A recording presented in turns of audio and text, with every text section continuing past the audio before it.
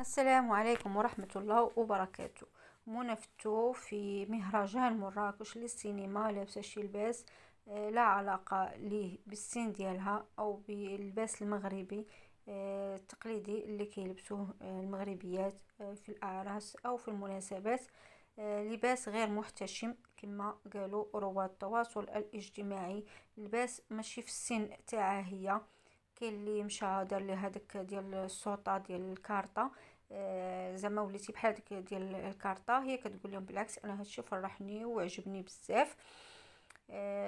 بزاف تاع الناس هضروا قالت لهم انا ضعافيت يعني اللي لبستها تواتيني، ولكن هادشي ماشي ديال مهرجان دولي، ماشي مهرجان اللي المغاربه او كلشي كيتفرج فيه. رواد التواصل كتبوا اش هادشي خالتي منى، ماشي في سنك، ماشي في مركز ديالك، ماشي موالف ليك. كبرتي وحماقيتي، كل واحد وهمه.